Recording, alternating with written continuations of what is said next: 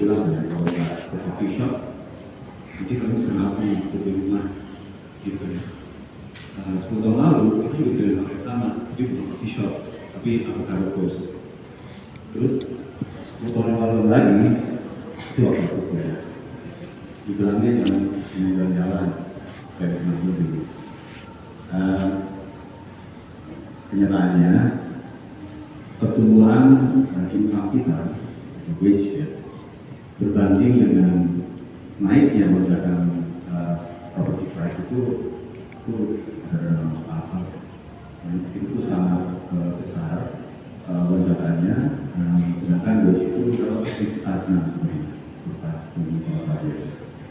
Nah, tadi ada satu slide yang Mbak Elisa itu kayaknya itu juga rujukannya ke risetnya FPPU beberapa lalu itu sampai 24 kali gaji tahunan average untuk bisa afford rumah. Artinya itu gaji nggak boleh jauh aja, maksudnya 24 kali gaji itu untuk makan, untuk apa itu bukan berbayar. So ini udah kritis ya, promise. Benar, kita next. Tapi di obrolan kayak gini tuh, aku tuh merasa Gen Z ini kadang-kadang tereduksi gitu.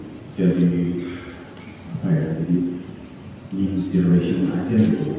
Ya, sukanya tuh kayak outing gitu, but Gen Z ini juga sama sebenarnya kayak aku milenial. Kemudian sorry. Ini Gen Z kita this is kayak tapi ini tuh sebenarnya intergenerational issues gitu. Dan Gen Z ini merupakan bagian dari ada suatu perkembangan sejarah yang mana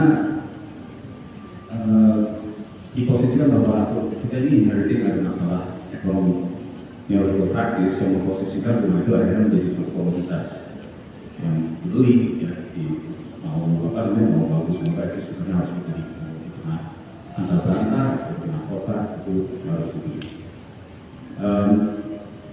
Tapi juga mungkin Gen Z itu menjadi satu generasi yang pertama yang istilahnya itu internet. Gak ada era Gen Z di mana internet itu adalah sesuatu yang asing.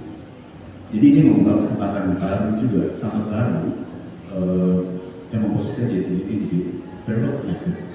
The world, very linguistically diverse, dan ini Gen Z nggak ada yang at least karena langsung exposure ke konten-konten bahasa Inggris. Nah, what does this mean? Orang tua saya, and this is very common, boomers, people born in the 50s, early 60s itu punya rumah dan bisa inherit. Dan people own the houses gitu. Jadi ada rasa security, rasa aman yang bisa diteruskan ke generasi berikutnya, ke anaknya dia. Dan ini sangat kultural, dia harus akui. Kalau orang Betawi itu punya tanah buat anaknya itu di sebelah tuh. Ini buat anak saya, ini buat saya. Di belah lagi tanahnya dia, cucunya, cicitnya dan terus. Kalau udah nggak ada lagi tanahnya, rumahnya di belah. Jadi nggak ketawa atau masih saya tinggal belakang sedikit depan. Jadi ada sense of cultural continuity di mana salah satu itu yang harus dimakan. Ini salah satu slide yang saya sebut itu soal cultural appropriate itu dia. Nah, poinnya sebenarnya bukan soal ownership of the house, tapi ada sense of security ke rumah, ke pemukiman, tempat tinggal. Yang mana kita menghapus rasa kecemasan buat kita pribadi, tapi nggak bisa berhenti di sini. Nanti Gen Alpha, mungkin Gen Beta, itu punya ada sense of security juga. Dan ini sebenarnya bukan hal yang asing historically, karena neoliberal ekonomi sendiri juga baru berbentuk itu tahun 80-an, 85-an. So historically, it hasn't been like this. Ini benar-benar history untuk kita punya praktisnya kayak gini soal itu. Oke, next. Nah, jelas di sini ada komponen saya. Jadi di sini mahasiswa arsitektur semua atau ada yang non architecture background. Oke, dua sih semuanya arsitek ya. So, aku juga assume kalian maybe sekarang graduate di tahun depan atau tahun ini ya. Jadi kalian akan masuk workforce gitu ya. Kalian akan design, animate income, so on so forth. Masalahnya dari hunian yang terkomodifikasi itu disentralkan ke soal roots, disentralkan ke soal baiknya gimana, perspektifnya gimana, jadi gitu ya. Dan akhirnya the design itself will suffer.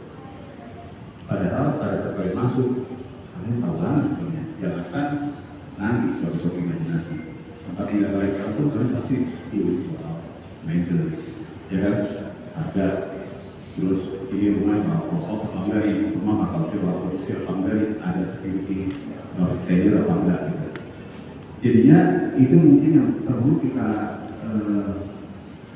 pertimbangkan ya, particularly mungkin I guess Genesis yang perlu dipertimbangkan bahwa perancangan arsitektural sebuah rumah atau pemukiman itu tidak bisa semata-mata soal looks aja. Pastinya ini seharusnya bahas secara profesional lagi. Tapi memang kita dibebani terus-menerus teknologi terus-menerus soal looks, terus soal dan brainwashing di visuals gitu. Kita perlu sadari bahwa minimal itu ada pemahaman soal bagaimana sebuah desain itu di-device, dirancang, bagaimana di-procure sampai bayar, bagaimana ada apa limitasi dari uang itu, cicilan, utang, so many ways to do it, dan bagaimana nanti dioperasikan. Oke? Next. Ini adalah gambar potongan dari sebuah kampung susun yang pernah kami kerjakan. Ini di kuliah dari tahun 2017 sampai 2022 pendampingannya ya. Aku lebih fokus ya. Aku lebih komen to speak about ini. Jadinya ini tapi kalian bisa punya ini apa directly facing di jalan ya untuk keluar.